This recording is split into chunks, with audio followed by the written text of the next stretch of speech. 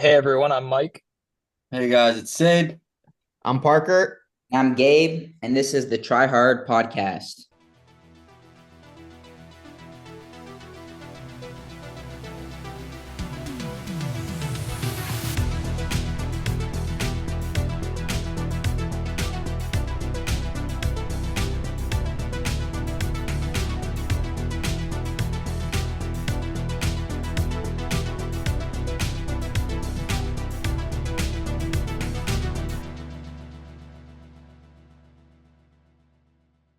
Welcome back, everyone, to yet another very exciting episode of the Try Hard Podcast. Once again, we have a very special guest joining us, but this is actually for the first time, the one and only Gabriel Chalut coming from, is it Windsor, Ontario?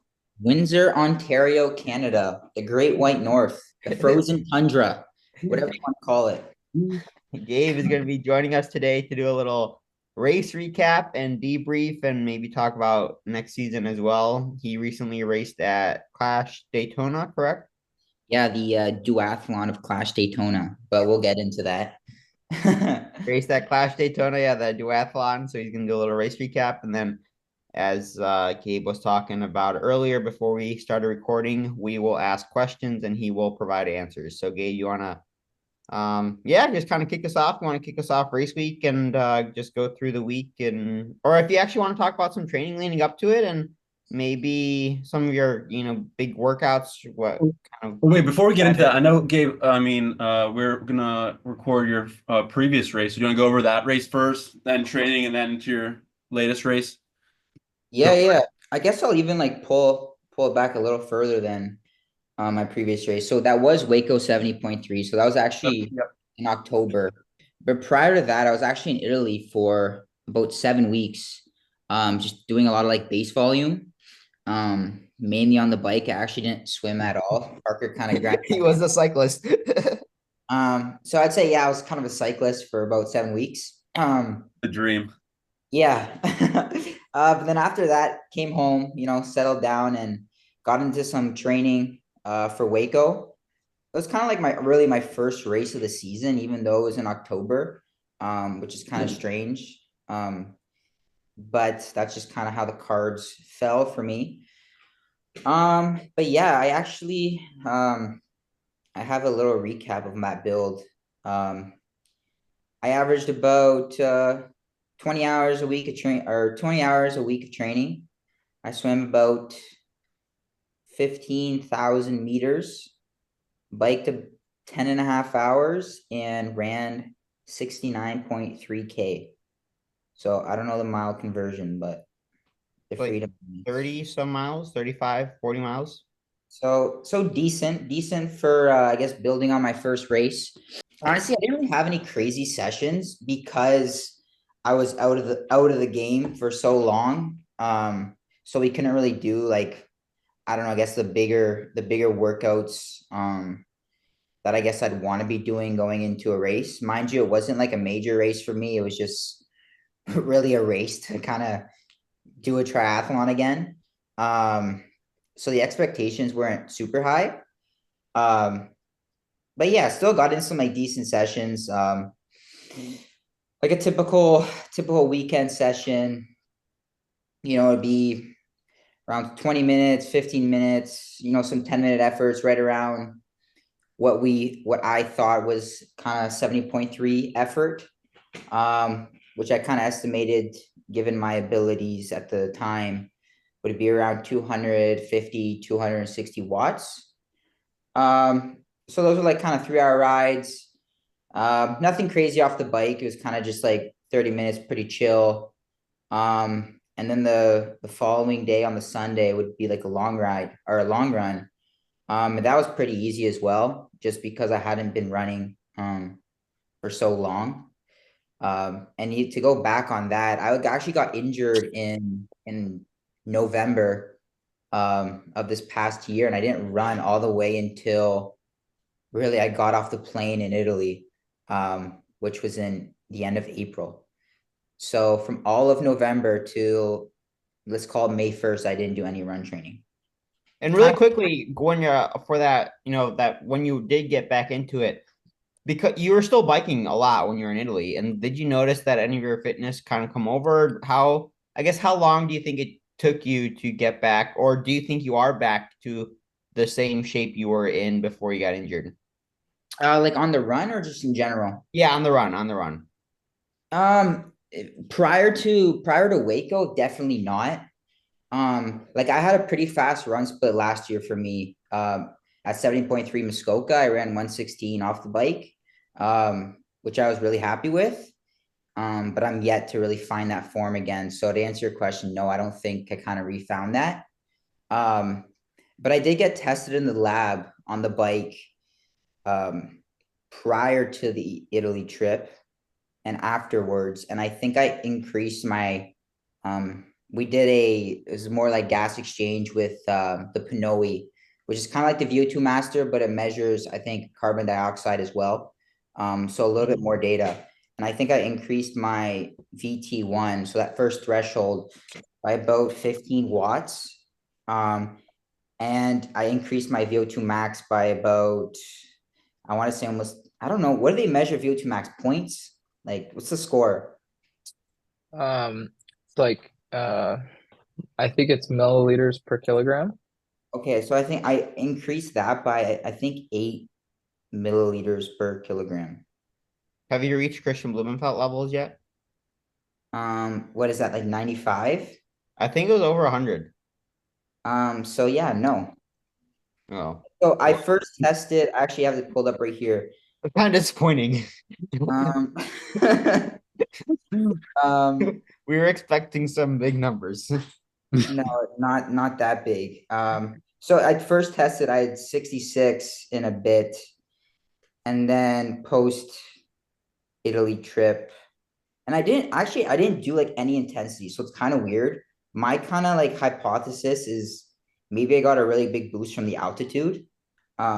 Because I was training at altitude, kind of near like, I guess people familiar with triathlon would be like San Moritz, like where Daniel Backgard trains. I was up in Bormio and like Livigno area.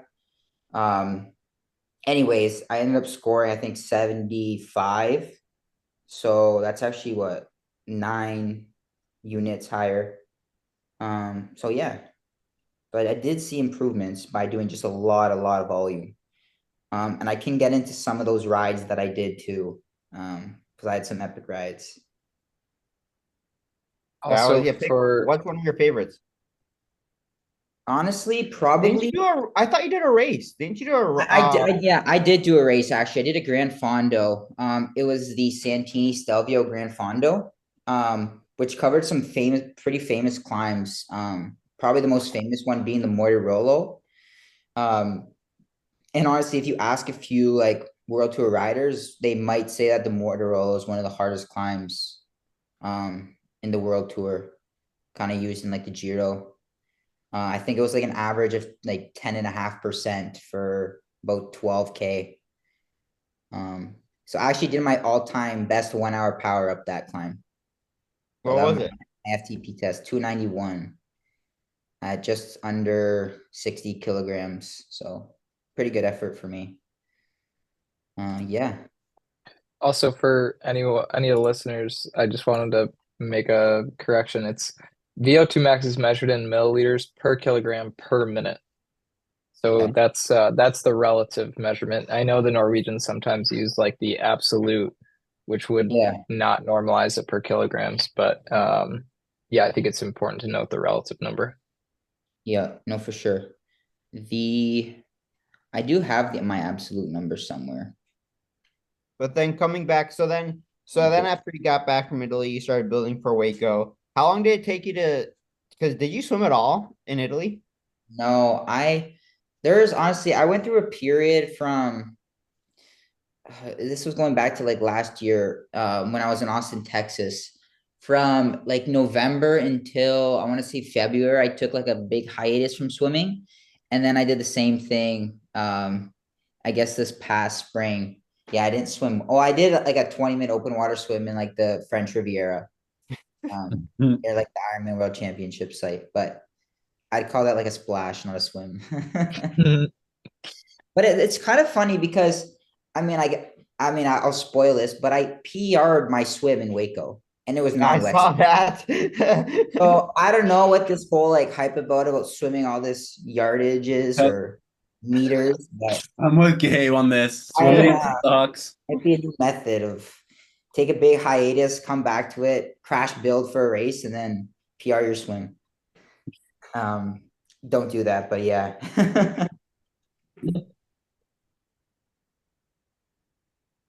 So then leading up to Clash then, or do you want to talk about your results at Waco? Yeah, so Waco, I ended up finishing second overall. I actually lost to one of my good friends. He's on Everyman, Jack Luke Krager. He had a wicked race and he's just a stud athlete. So if I were to lose to someone, I'm glad it was him. But yeah, it was actually the first time in a race that I was in the lead of a 70.3. I kind of spent a lot of matches getting to the front of the race. I could tell you what that was exactly.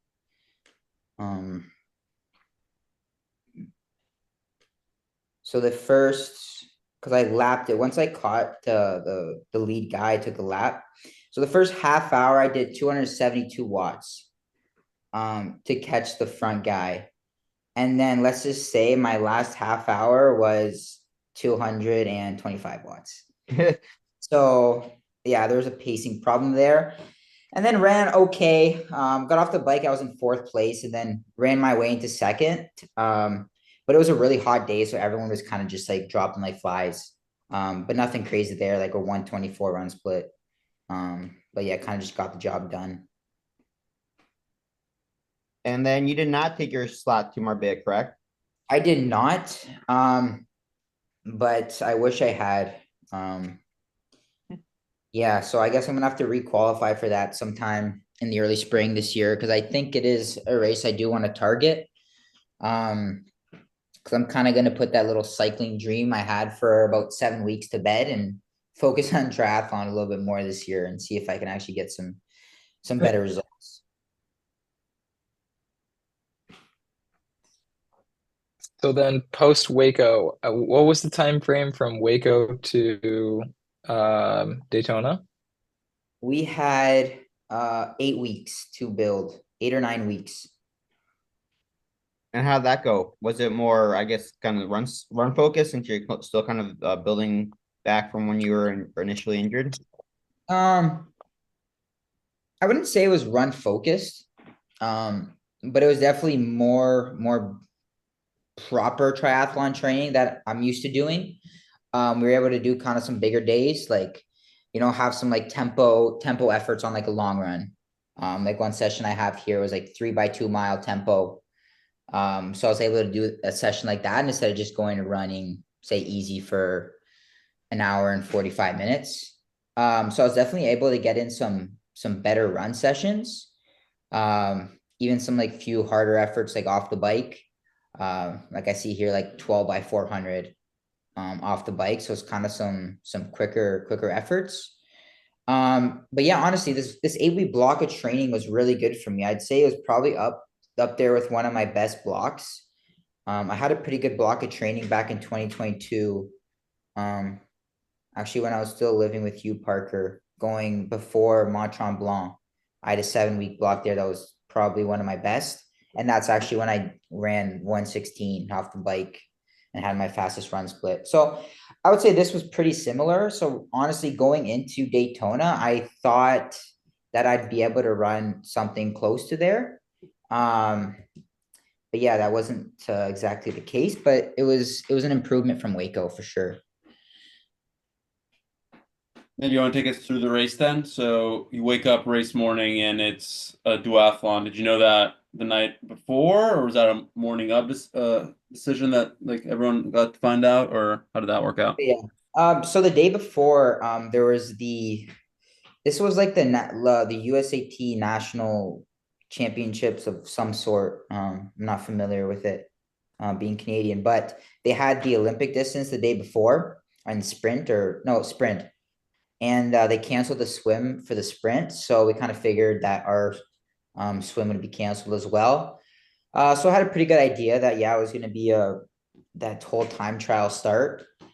So yeah, got up race morning, kind of already accepted the fact there's gonna be a time trial start.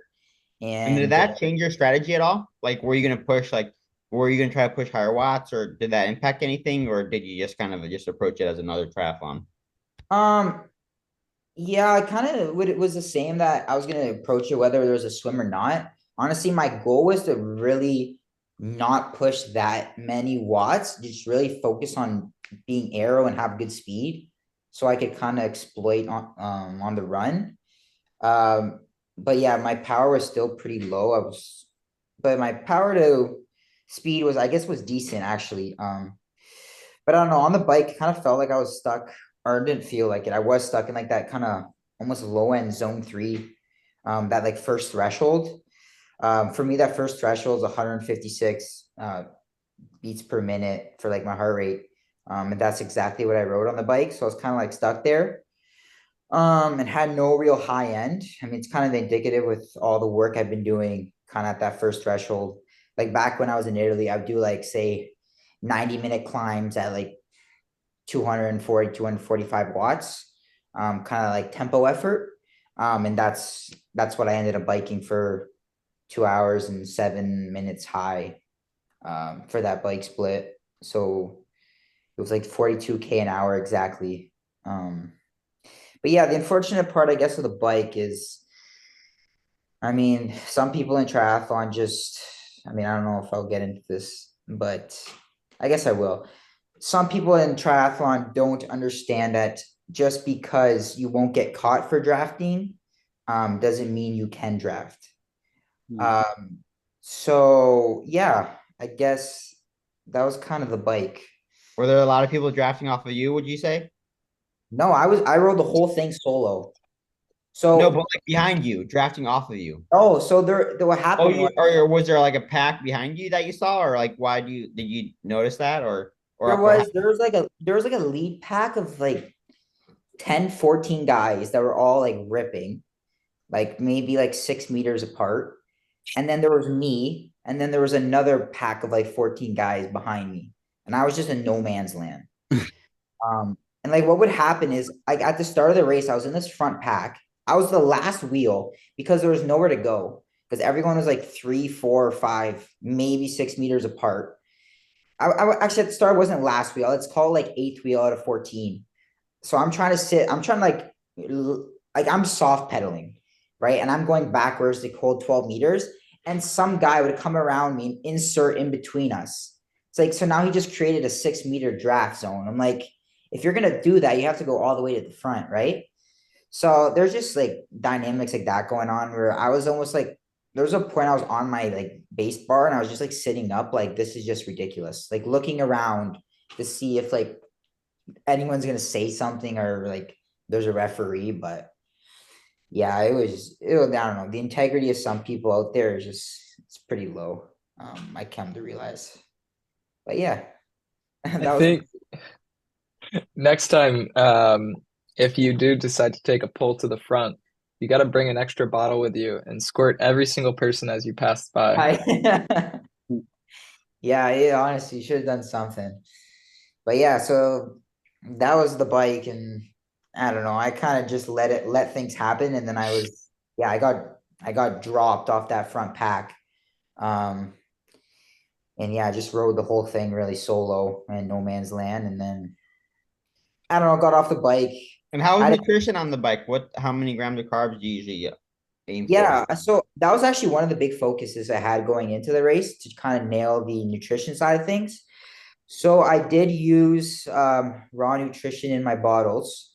So I put 100 in each. I had three. One was just water. And I finished a bottle and a half. So I got down 150 from that. And then I took 2 more in 160s, which had 40 each.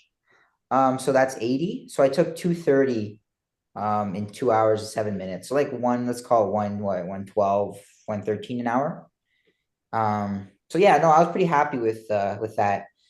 But honestly, it was not a hot day. So like right away I had to go to the bathroom on the bike, and I tried to go while I was riding, but I couldn't, and it was an awful feeling.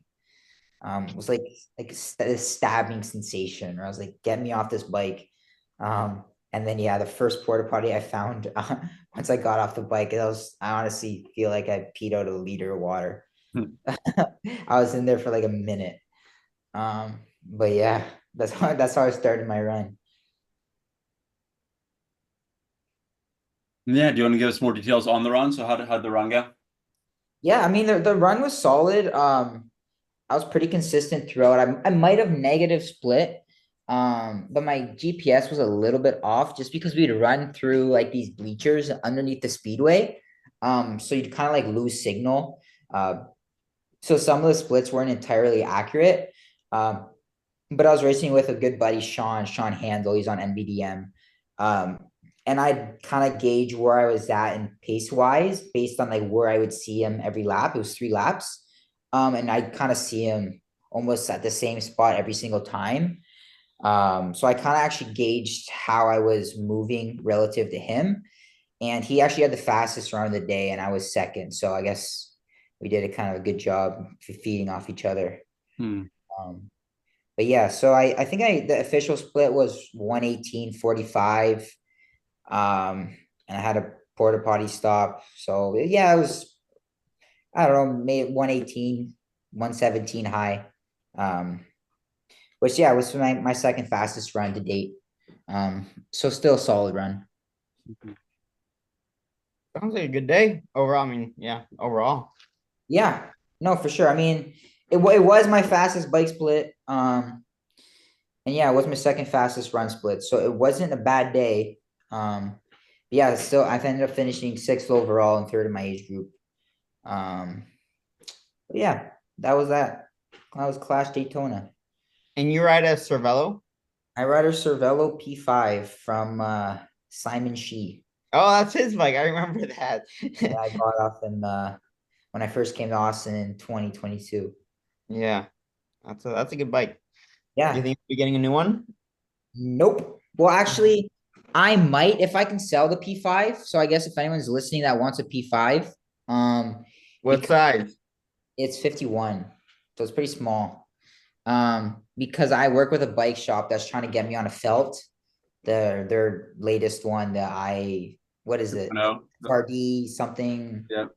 The one fully ride. Yeah, so I'm trying to get on that, but I need to find a home for my Cervelo first, before I pull that trigger. So What did you think about the I saw you had the specialized TT helmet. Did you like that one? Oh yeah, the Darth Vader helmet. Yeah, no, I liked it a lot actually.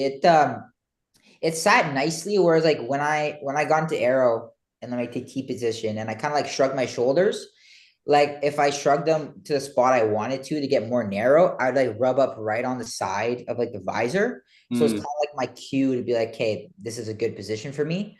And then another thing I do when I ride aero is my water bottle comes up pretty high, like in between like my chest, and I almost try to rub my chin right on top of the bottle. And then I roll my shoulders in and kind of shrug upwards. So I feel the visor kind of in my ear are rubbing together. I don't know if this is all making sense, but once I kind of have those cues, I know I'm in a decently good tucked position. So yeah, I did like the helmet.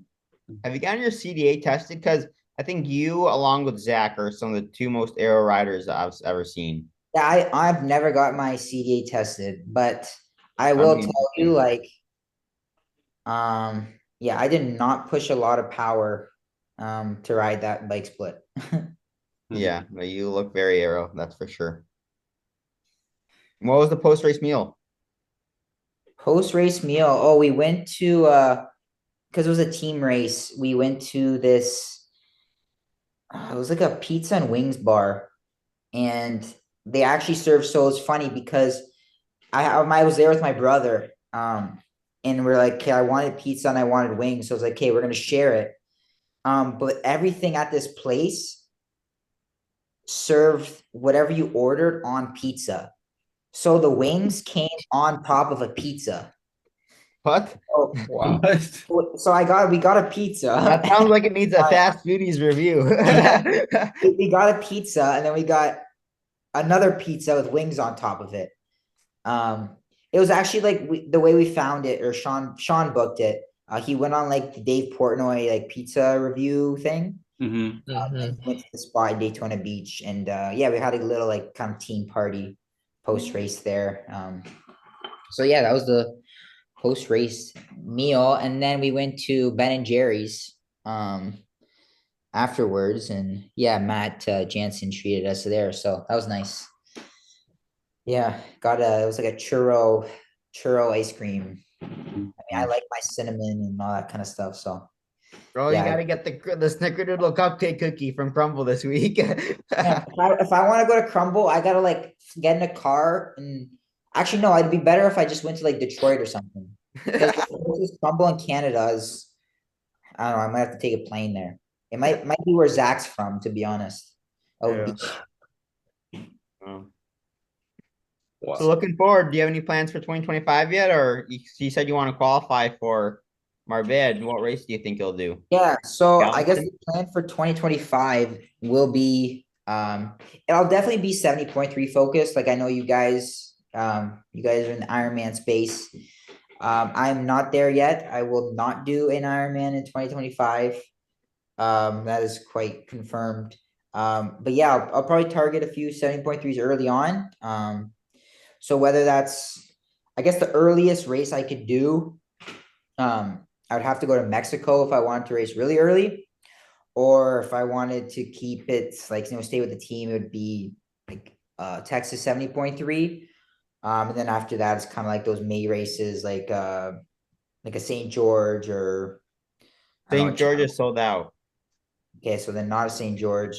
I don't know. I'll probably want to target something hilly.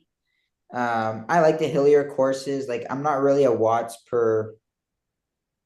I mean, I guess I kind of okay, but yeah, Oceanside.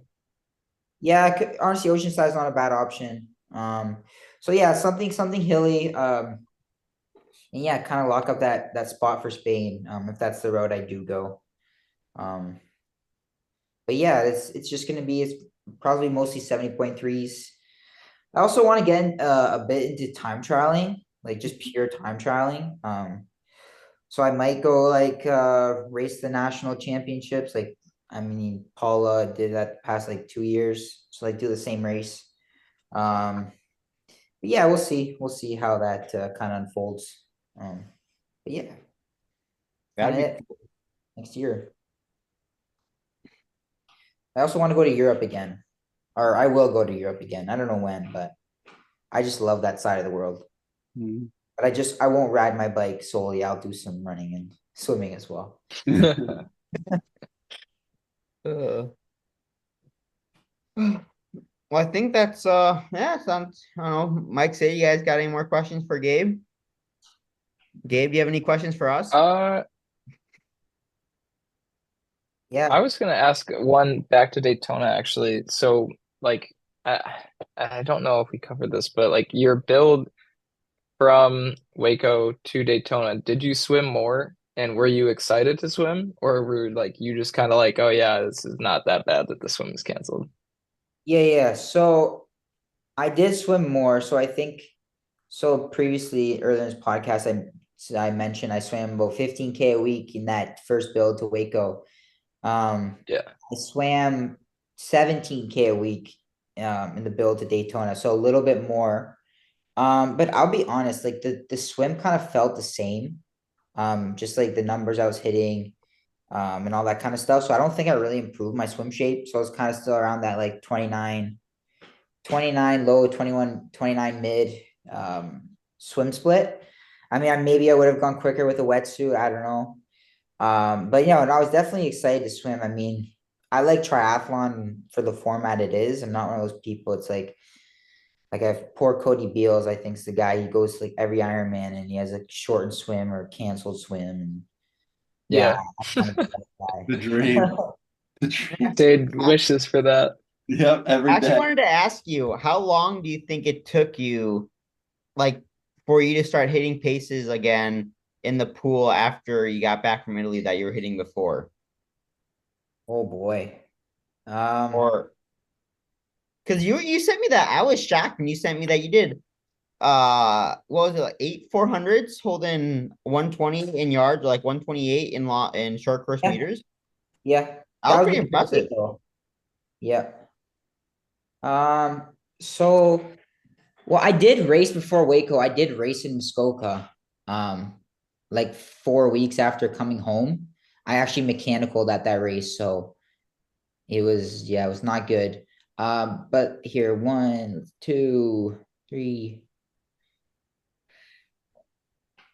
Ooh, maybe like 12 weeks, so about 3 months. Wow. Yeah, Yeah. about 3 months until I actually started. Yeah, 12, I'd say, yeah, 12 to 14 weeks. Yeah, 3.5 months until I was kind of back hitting decent paces. Yeah, so if you want to take a long break from swimming and wondering how long it'll take you to get back, took me about 3 months. And sorry, real quick, how long did you actually stop swimming for? Was it 7 weeks, did you say? It was Or was it longer than that? 7 straight weeks. 7 straight Almost weeks. twice as So, long. Yeah, wow. yeah. So it was fairly long. But I did have in that 7 weeks without swimming while I was in Europe, I did have. I want to get you the exact number, but I think it was like a 32-hour bike week. Sorry, 34 hours and 28 minutes. A lot of time in the saddle. Yeah, How, yeah. yeah, how much riding? Can you repeat that? 34, 30, 34 hours a week? 34 hours and 28 minutes. A A week? week? No, just in 1 week, in 7 days. Oh, okay. That was your max? Yeah, that was my max. Oh, Yeah. that sounds so fun. Oh my God, life. I thought you said you did that for 7 weeks, then you're like a legit cyclist. That would have been so No. So like that was I had 1 week. This was May 20th to 26th. It was 34 hours, 20 minutes. And like the following week, that's when I had a race. It was only 16 hours. What's the elevation on that 34-hour week? Elevation 14,000 meters. That's that's almost 45,000 feet. Mm-hmm. Yeah, honestly, everything was That's a lot of Alpe Zwifts. Yeah. yeah, Awesome. a lot of love altitudes these days. Yeah, honestly, some of these rides, like I'm looking at just like the Monday ride, 8 hours and 8 minutes. Yeah. That'll do it. But yeah, it was awesome, man. Like if you ever have a chance to go up to Europe and just ride those mountains, it's a good time. It is a fun time, especially if you're doing it with friends. Like I was totally solo, so if I had company, I mean, it'd probably be over the top. So yeah, if you guys ever want to come out, I got an apartment. So let me know. Oh, Yeah, I'm definitely maybe on that cooking in the something up. future. Yeah, it's literally, I don't know, it's like maybe an hour bike ride to like, what's the road that in Nice that you guys run on in the World Champs? Oh, We'll just call it the road we run on at the World Champs. yeah, but isn't the World Champs, it's like just one road? It's like The 5 promenade? Yeah, it's like the Yeah, I promenade. think it's I forgot the Yeah, road name. Promenade, So I yeah. think it's like an hour and a half like bike ride from there. Huh. Oh, that's In sweet. a little town. It's called San Remo. Like there's actually a challenge race there. Yeah. Yeah. Oh, is that the one that Ari DNF'd? Yeah, that is the one already DNF'd. Yeah, so that's right in that town. Is where I spend a lot of time. It's actually a little commune, but it has about, I don't know, maybe 200 people living there. So yeah, I just call it San Remo. Oh, Yeah, so it's so right on that's up. Yeah, that's up the coast, just like it's past Monaco. Yeah, Oh, that's exactly. nice. I actually rode into Monaco once. And then as I was in like the Ligurian Alps, which is kind of like the range up there, like you'll cross over into France, like in just some like mountain range. And then back into Italy. So yeah, it was honestly great riding there. And then if you want to ride like the whole coast, you have that option as well. So yeah, honestly, a really good place to train. I think, yeah, I don't know, there might be a few pros that train there, but I'm not too sure. Yeah, I don't know how many Italian guys there are, but I guess Greg Barnaby just won the Pro Series. I don't know where he trains out of. But yeah, pretty good spot if you're looking for a nice vacation training getaway. Yeah, we might have to make our way there, either pre or post Nice. Yeah. There's actually there's three apartments, so it's a house split up into three separate apartments that my family owns. So yeah, it's a cool spot. Wow. Nice. There you guys go. That's Gabe's Italian adventure with his race reports. Yeah, hopefully we can get something going next year for before after Marbella. That'd be a lot of fun. But 100%. yeah. All right, you guys have any last words or any last questions? Actually, yeah, Mike. Yeah, I was gonna ask. I actually wanted to ask Gabe about Flex. I've seen that on your Instagram, and that's a brand that you represent or you partner with them. Yes, this is the time I'll give them a quick shout out. But yeah, honestly, Flex is my biggest sponsor. Without their support, honestly, I probably wouldn't be able to do what I do. So they're primarily like a baking based protein powder supplement type thing. So yeah, they create a lot of like that kind of stuff. But yeah, they're my number one sponsor.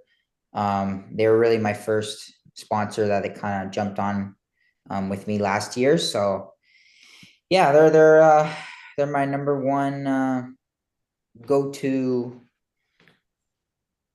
I don't know, sponsor. Yeah. That's there you go. right there. All right. Well, thanks, Gabe, for hopping on, and glad we could finally get this to work and get our schedules all lined up. So yeah, make sure I'll have Gabe's Instagram down in the description box, and I know that he doesn't post too much on Strava. I'm always stalking him, but he doesn't post anything. So if you guys want to check out his Strava, go ahead, but maybe disappointed. All he does is post his own 2 runs, and that's it. Those are race-based. Yeah, race-based runs. But yeah, I think that's gonna do it for this week's episode of the Try Hard podcast. We got a bunch of news coming out next year, so definitely stay tuned for that. And I think, yeah, make sure to give us a like, comment. I think Spotify, you can actually comment on podcasts now. I saw that. So if you guys want to comment something, go ahead and drop a comment below if you're watching on YouTube or Spotify now. I don't think you can do that on Apple yet. But anyway, hope you guys enjoyed it, and I guess we'll catch you in the next one. Yep. See you guys. See you boys. Thanks for listening to this week's episode of the Try Hard podcast. If you enjoyed it, we'd appreciate it if you could share with others and leave us a 5-star rating on Apple Podcasts and Spotify. If you have any questions or comments for us, you can either DM us on Instagram, leave a comment on YouTube, or message us through the Spotify app. Lastly, I'd like to thank the sponsor of this week's episode, the Naperville Acupuncture Center. If you ever find yourself in the Chicagoland area and are dealing with some aches and pains, I cannot recommend Frank and Angela enough. They do an amazing job over there, and I promise you will leave feeling so much better. Thanks again for listening, and we'll catch you guys back here next week.